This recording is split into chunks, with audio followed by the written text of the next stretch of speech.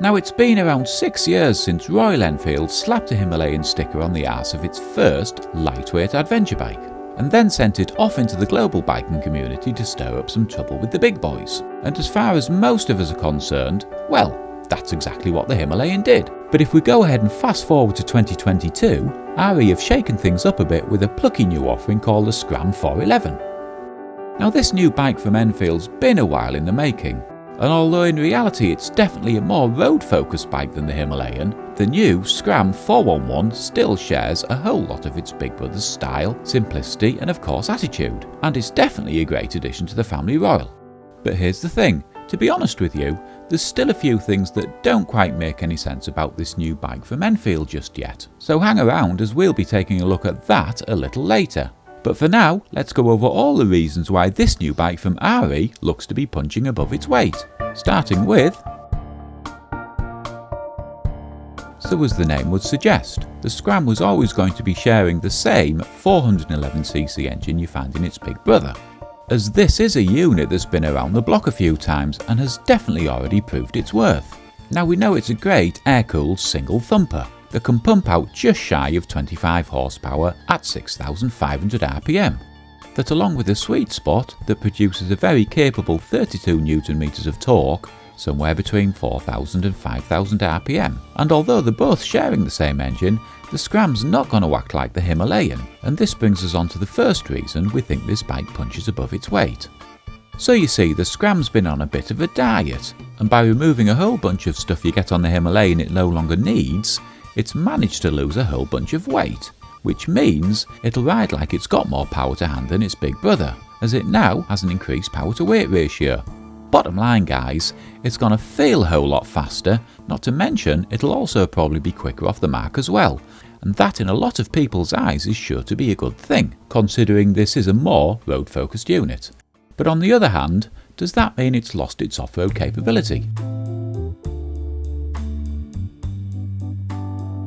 So yes, as we know, it's not got a 21-inch rim up front with a 17-inch out back, and that of course will affect its off-road handling. And yes, it is missing a couple of inches of ground clearance compared to the Himalayan, which will also make a difference. So yes, of course you're not going to get the same full off-road adventure handling capability as its big brother, but that doesn't necessarily mean you can't take it off-road for some light to mid duties, as it still has plenty of ground clearance at 200mm, and an aluminium bash plate thrown in for good measure. And with plenty of travel to its front and rear suspension, you're going to be getting more than enough controlled bounce to handle things if the going gets tougher than you were expecting. So I would say no, it hasn't lost its off-road capabilities, and although it's not a full-blown adventure bike like its sibling, that doesn't mean you can't have some good old-fashioned off-road adventures as long as you don't go stupid. So if we purely look on the negative side, we do lose some off-road ability. However, on the positive side, let's have a look at what we get in exchange.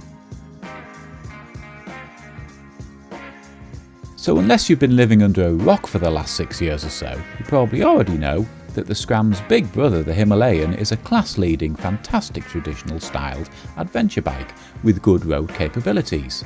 But what those clever boffins at Enfield have managed to do here is take the Himalayan and turn it on its head, giving the new Scram fantastic road handling with off-road capabilities, not to mention bringing that all-important retro simplicity along for the ride. But what do we mean by that? Well, as we've established, with a 19 and 17-inch rim combination, the Scram's new wheel geometry is definitely more set up to give better road stability, whether you're scratching around back streets, commuting or straight-line touring. Brakes, I'm glad to say, stay pretty much unchanged, with a 300 single and a 2-pot up front, followed by a single pot over a 240 out back, that are both kept in check by a Bosch dual-channel switchable ABS system that should keep you on the straight and narrow should the need ever arise. So with that out the way, let's have a look at what else you can expect with this new bike from Enfield. Now from a distance, I'm pretty sure most of you would be forgiven for mistaking this new Scram as a Himalayan, as let's face it, they look pretty similar to me, but the closer you get to this new bike from RE, the more you start to notice the 411 has many subtle and many not so subtle differences that make the Scram a very different proposition. For instance, the bike's front windshield has been swapped out for a single cast headlamp cowl, with an offset speedo giving it a more traditional scrambler appeal. You'll also be getting a single seat as opposed to a split seat that should make for a more comfortable ride in town. Not to mention, a significant part of the bike's weight shedding that we've already discussed comes from the removal of its now unnecessary exoskeleton and luggage rack that, although definitely needed on an adventure bike, do nothing but get in the way and add unwanted extra weight that a road-orientated scrambler like the new 411 just doesn't need. You also get a pair of fuel tank cowls and a single-piece wraparound pillion grab rail that's pretty essential should you be carrying a pillion.